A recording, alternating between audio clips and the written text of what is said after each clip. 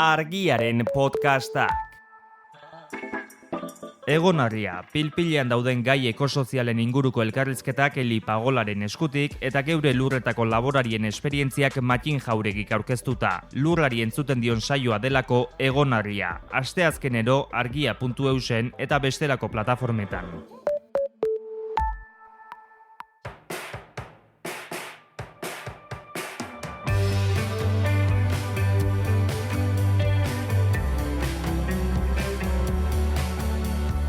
Menda Bikoitza, Garbine Larrearen podcasta.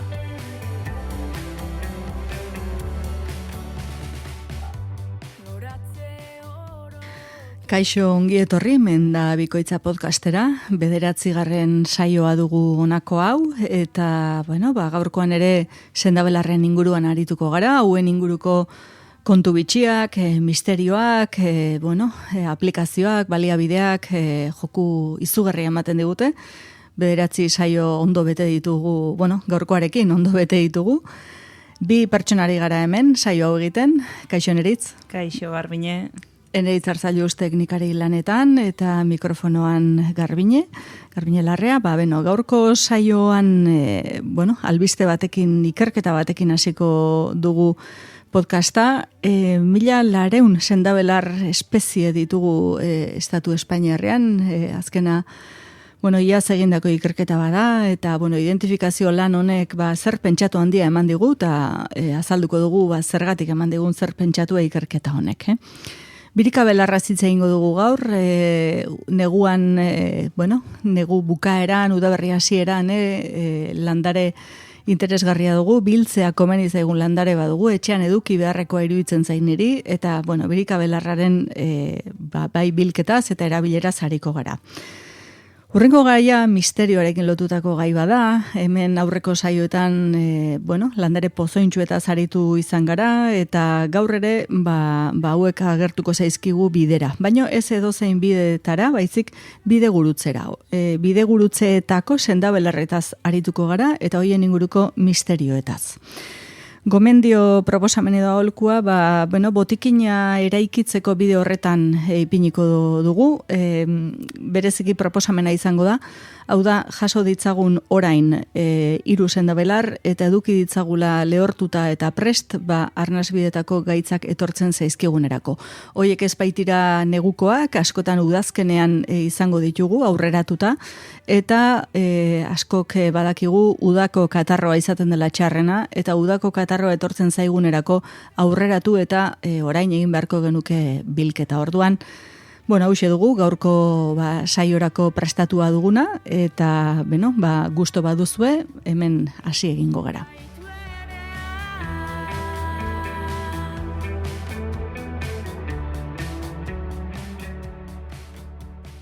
Ikerketa aipatu dut, 1400 sendabelar espezie ditugula estatu Espainiarrean, zehatz hitz egin da ez dira 400, 24 falta dira, 1376 espezie basati, aurkitu dituzte ikerketan.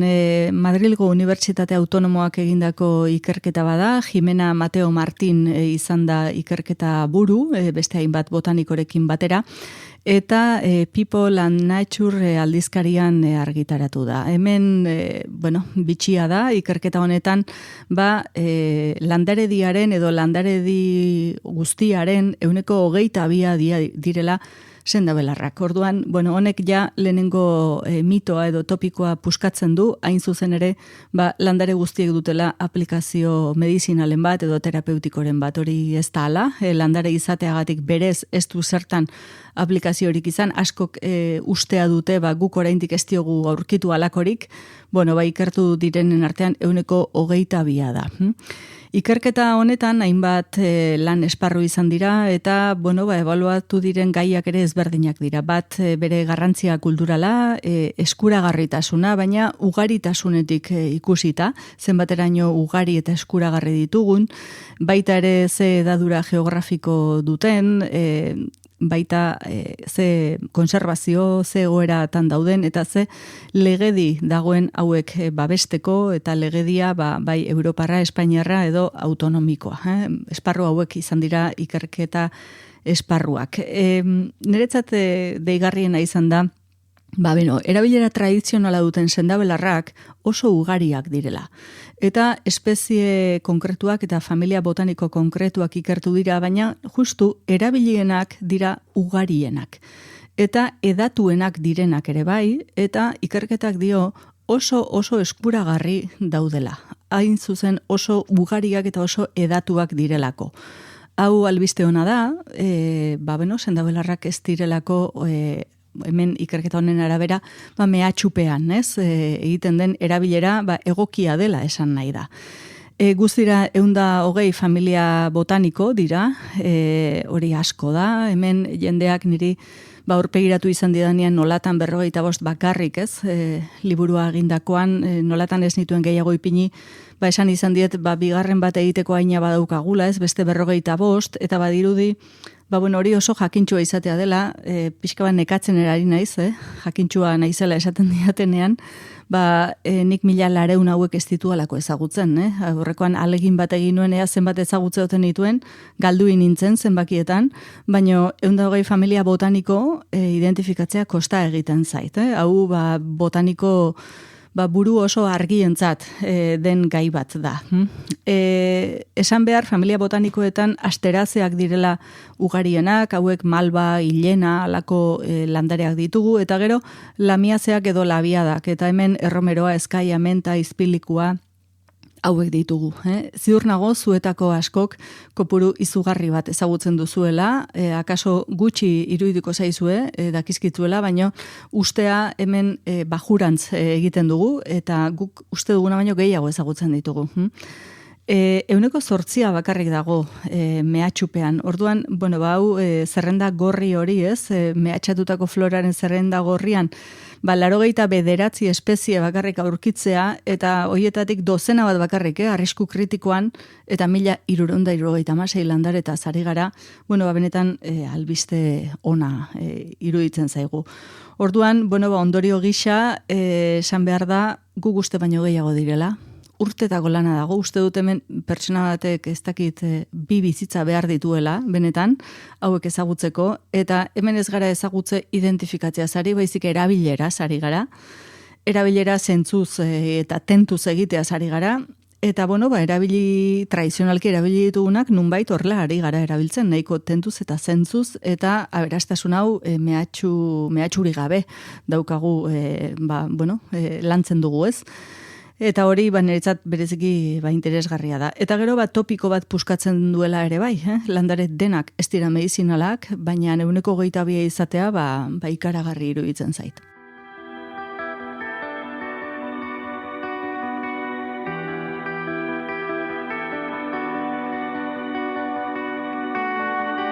Menda bikoitza, Garbiñe Larrearen podcasta.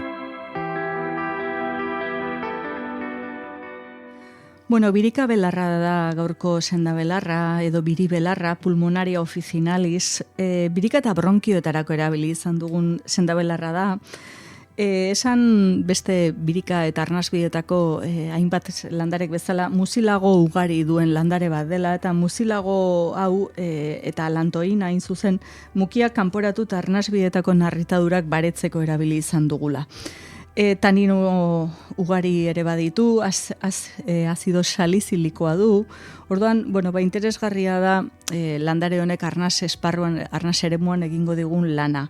Gatzak ere baditu, gatz potasikoa, ikusten da jan egiten zela landare hau, Frantziako hainbat zonaldetan 14. Mendean badago nola biriketako zauriak sendatzeko jan egiten zuten, egosita, patatekin, eta hola eltzekarietan ere ipintzeko ohitura bazela ikusten da. Niretzat interesgarria da landare hau, hain zuzen birika eta bronkietako gaitzak tratatzeko erabiltzea. Baina, esan behar da, gaitzat dagoenean tratatzeko bezain beste balio duela gaitzari aurrea hartzeko. Eta hau da, akaso gutxiago ezagutzen dena, ez? Ingelesez lungworth da, hau da birikarentzat balioa duen landare bat, eta balio hori ikusten da, birika indartzeko, biriketa konmintzak indartzeko gaitasunak ematen diola, ez? Bai ostoak eta bai loreek ere. Orduan, ikusten da atxikitako mukiak eta atxikitako likido pilaketak kanporatu egiten dituela eta arnasaren, oxigenoaren kudeaketa egoki bat baliatzen duela. Askori zintasuna, ahultasuna, zenbait pertsonak jaiotzetikan duten arazoa da hau, esan behar zaie 6-8 hilabetean, are gehiago nik kasuak ikusi ditut urte betean hartu dutenak egunean infusio bat, lore edo osto, edo biak lehortutan noski infusio bat. Xarabeak ere egiten dira honekin, ez ditan beratuta, aukera ematen duen landarea da, eta niretzat ona da garai honetan, negu amaieran, esaten da neguko hotzak zigortzen badu osto hori kargatuagoa dela, printzipio aktibotan aberatsagoa dela, hotz horri aurre egiteko garatu dituen mekanismo horiek gero printzipio aktibo bihurtzen direla, eta hau dela momentu ona, eta ez udan eguzkiak bigunduta beratutako ostoak, erabiltzea.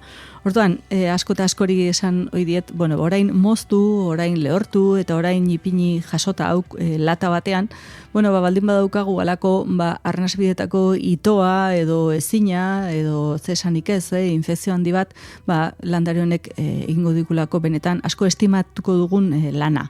Eta gero, ezintasuna berezkoa duzuenok edo gaitz baten ondoren, gelditu zaretenok biriketatik eta bronkioetatik ezin duta, edo asmarekin, era ezberdinetakoak, izan daitezken asmarekin sufritzen duzuen ontzat, hau bada zuentzat esan da belarra.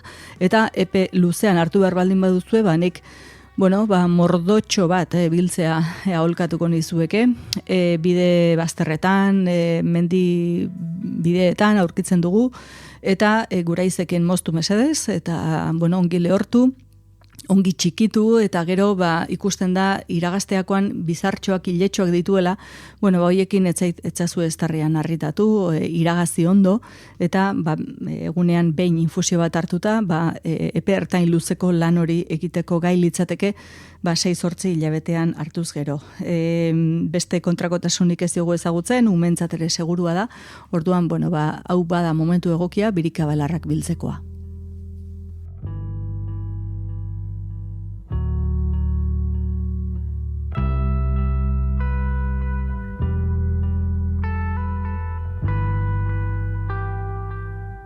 Menda bikoitza, 2 astelenean behin argia.eusen.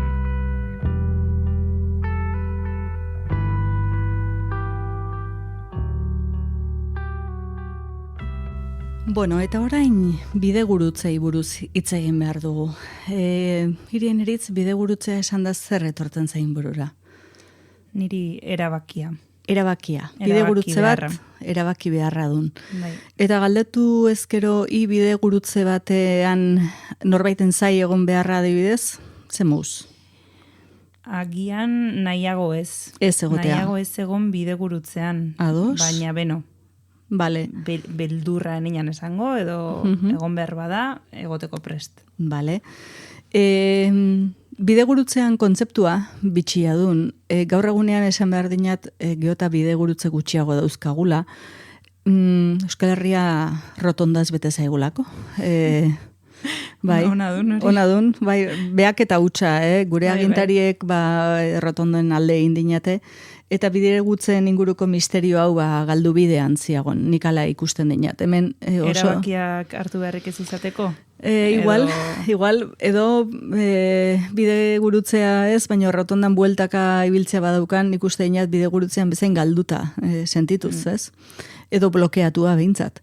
Hau, Joseba Sarrionandiak esan zinean ondo Euskal Herria itzuli zenean, eman zuen elkarrizketa hartan, niri hiltzatuta geltu zitzaidanan, Euskal Herrian ze aldaketa ikusi zuen dena rotondaz betea zegoela, ezta? Bidegurutzeak bere misterioa din, eta baditun bidegurutzei lotutako sendabelarrak ere. Eta, gaurkoan honetaz aritu nahi dikenez. Ik esan duen bidegurutzea erabaki bat dela. Bidegurutzea kultura ezberdinetan, zaintza eskatu izan duen gune bat dun. Hau, Zizeronen garaian, Zizeronek deskribatzen din, eta gizakiak garrantzia eman zion bidegurutzearen kontzeptuari, ez? Berak deskribatzen din zer den lursail baten muga, eta zer den bidegurutzea. Gizakiak bidegurutze egin dizkin hainbat kobazulo edo mendi, naturalak direnak ere, niri San Adrian etortzen zaidan adibidez, mendiak, portuak, hori bidegurutze kulturalki, bihurtu izan din, leku batean iritsi, sartu, baina gero beste batera pasoko leku bat, ez? Baina egoteko lekua ere bai. Egoteko lekua ere badun. Baina egotekoa. Baina leku deserosoa dun. Bidegurutzea ez du nunbait, kulturalki hainbat lekutan, lasai egoteko moduko leku bat. Arriskua alde batetik edo bestetik alduelako arriskuren batek etorri, ez? Piskat atzera eta aurrera begiratu behar hori, albora... Nik ikusten zionat honi lan mentala. Bidegurtze batean lasai egotea ez dela erresa, ez? Eta gero ikusten dinat baita, hainbat zubi eta hainbat ate izan direla bidegurutze baita. Hau da, gizakiak eraiki dituena, ez kobazulo mendi bezala elementu naturalak, baizik artifizialak, baina gizakiarentzat zubiak bereziki baditun bidegurutzearen ikur, ez? Askotan. Bueno, erabakia aipatu duen, norbere buruan ere barruan egon gintezke bidegurutze batian. Eta hori badun erabakia. Orduan ikusten duen erabakiarekin da blokeoarekin lotutako zerbait badela. Beste askorentzat, eta hau literaturan ikusten duen, bidegurutzea duen mundu honen eta beste munduaren artean dagoen belo fin hori, ez? Eta askok esaten dinate, bidegurutzerik handiena hori dela. Eta hainbat leku fisikotan, bidegurutze hori ikusten duenik baziagon. Atzera bueltarik ez duen bidegurutzea? Oiden. Mundu ontatik joateko bidegurutze bezala, ez? Eta hori espirituekin, animekin lotutako espazio bat edo leku bat izatea. Hortik zatorren, bidegurutzeak txarrak diren edo kontu zibili barreko lekuak diren uste hori. Ez berez ala direlako, baizik guk egin ditugulako. Hori ematen din. Hemen eztabaidak zeudene honekin, baino naizta argi ez egon, bazion alako ondo ez bat bidegurutzean egon behar horrekin lotuta. Bueno, behaketa egin dutenek eta, hau baden etnobotanikoen gaia eta antropologoen gaia, ze landare aurkitzen dizkinate. Hemen esan behar dinat, ikerketa gehien egin dutenak inglesak izan direla, baina Frantzia, Alemanian ere ikertu izan duen bidegurutzearen kontzeptu hau, ez? Zer arraio gertatzen zaigun guri bidegurutzearekin. Euskal Herrian askotan harria ipini izan dinagu, edo bankua, iserita egoteko bertan, ez? Bai, torren ondoan askotan arbola bat ere itzala egiteko. Orduan, orentxari naun konturatzen, etortzen zain, bankua, arbola, niri etortzen zaian konkretuki bidegurutze bat gaur egun ez dagoena, rotonda delako, baino unan egurrezko banku txiki bat eta piku ondo bat. Eta, hemen bi itzal omen ditun txarrak, piku ondoarena eta intxaurrondoarena, eta itzalura nunbait ez dunan sanoa, ez? Eta sanoa etzen arbolaren itzal hartan, egon beharronan bidegurutzean. Eta nik goratzen haun ez genula asko maitean egotea. Alba da denbora gutxi hon behar zela bidegurutzean. Bidegurutzean jaiotzen ditun garoak. Eta garo ezberdinak, toxizitate maila gutxiago edo handiagokoak, baina, toxizia elementua duten landareak ditun, ez? Lipu belarra, hau aipatu geninan bi saio dela, akonituare aipatu geninan, irabelarra 3. saioan, akonituare egoten duen, irutik toksiko eta zari naun. Berriz, senabelar pozoitxu ez, ari gaitun ez? Hori den, pozoitxu ez ari naun.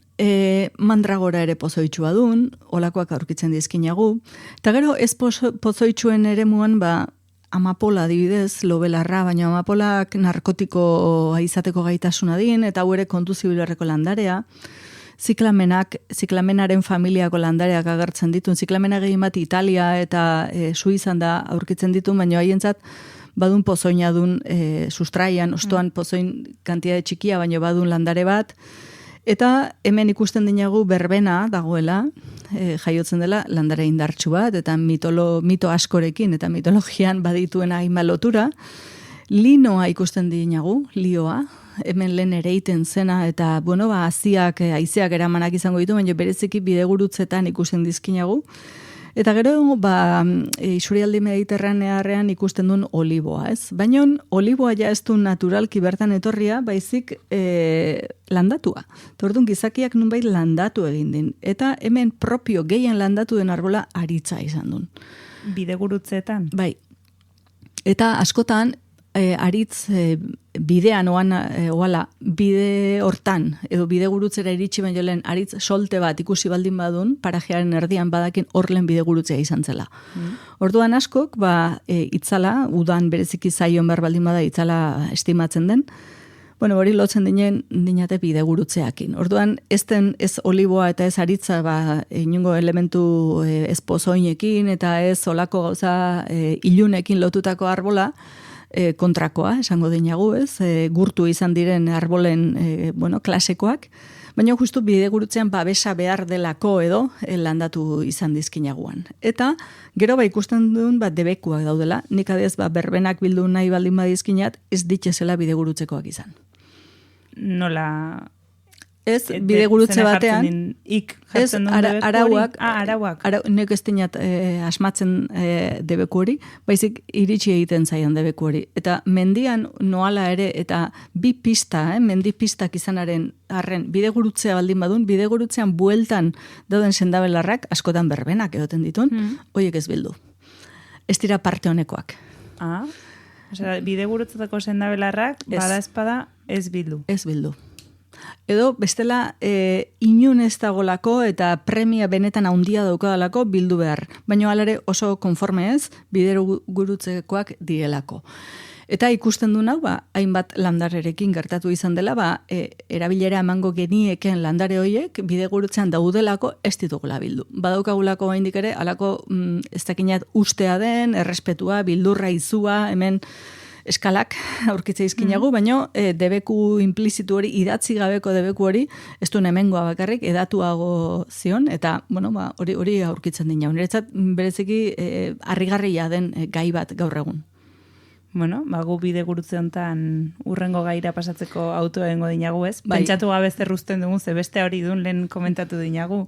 Bide gurutzeetan niri behintzat burura datorki dana, aukeratu ez dudan bide hori dun. Hor gelditzeiz. Ire burua aukeratu ez dunan bide hartan gelditzen den.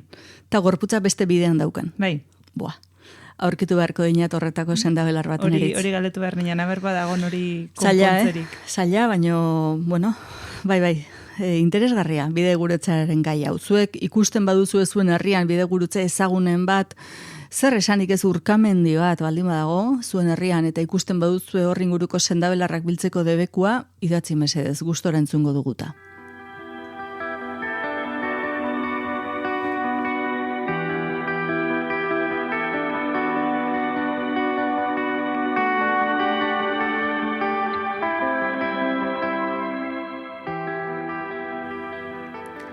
Gaurko gomendioa, lehen aipatu dugun birika belarrarekin egingo dugu, baina bera bakarrik ez, berarekin batera plantainak, aurreko saioan aipatu genituen plantago lanceolata edo plantago maior, zainbedarrak izango dira, bigarren landarea, eta hirugarren malba izango da, malba silvestris. Malbaren osto eta loreak, plantainaren ostoak eta birikabelarren ostoak, baina loreak balitu loreak ere bai. Hiru hoiek une hauetan indarrean ditugu eta sendo, esango nuke berdetasun eder batekin, naizta askotan lorerik ez duten izango, malbak edo birikabelarrak lekuan akaso lorea bai, beste batzutan ez dute izango, hori ez da hain azpimarragarria. Nik gomendatzen dut une hauetan, udaberri hasiera, negu bukaeran, landare hauek orain biltzea eta orain lehortzea. Eta kopuru berean nahasketa egin eta hori batera edukitzea. Nahastuta, zertarako. Bereziki, barruak baretzeko infusioa izango da, baina ni ari naiz arnasbideetan da liserik eta organuetan pentsatzen.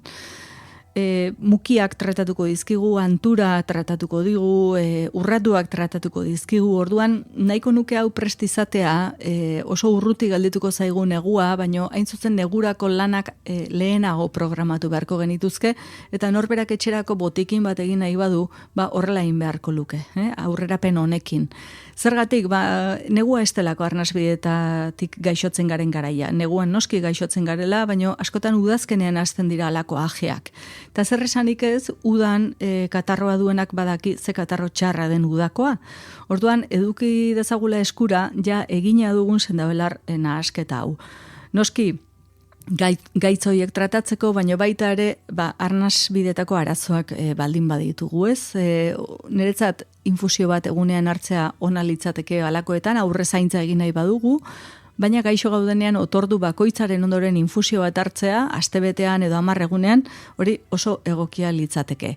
Hirurak oso perfil segurua duten landareak dira, birika belarrak apenas ondo filtratu behar dugu, baina apenas duen albo ondorio edo kontrakotasunik, plantaina uterotonikoa denez haurdunaldian ez da gomendatzen, eta malbak asterazea familikoa izan da, badago portzentai txiki bat, baina jendearen portzentai txiki batek alergia dio asterazea familiari, hauek kamamila, hilena, alakoak dira, malba hor sartzen da, hori izan ezkero malba ezingo luke ipini. Orduan, esan da bezala, botikin bat askoz lehenago programatu eta prestatu nahi baldin badugu, hau garai ona da, 3 ditugulako orain indarrean, sasoiko, ugari, eta presta ditzakegu eta gerorako, beharko bagenitu, balizko batetarako, hortxe eduki. Hementxe utziko dinagu, ez? Gaurko gomendioarekin, hori dun. Eta hurrengo saiorako, bestelako gaiak eta bestelako lanketak e-maila ipatuko dinagoen eritz jendeak gogoa. Saioro badazpada, ez? Bat animatzen den bidaltzera, bidali zuen proposamenak, zalantzak nahi duzuena, mendabikoitza abildua argia.eus elbidera, eta saiatuko gara, kasu egiten proposamen guzti horiei. Hori da, eskerrik asko, denoi, eta, urren arte. Urren arte.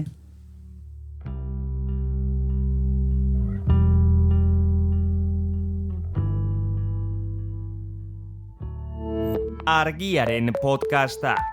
Podcast hau libre eta doan zabaldezakegu Argiaren komunitatea osatzen duten milaka lagunek proiektua diruz babesten dutelako. Zuk ere kazetaritza independentea babestu nahi baduzu, egin Argiako kide.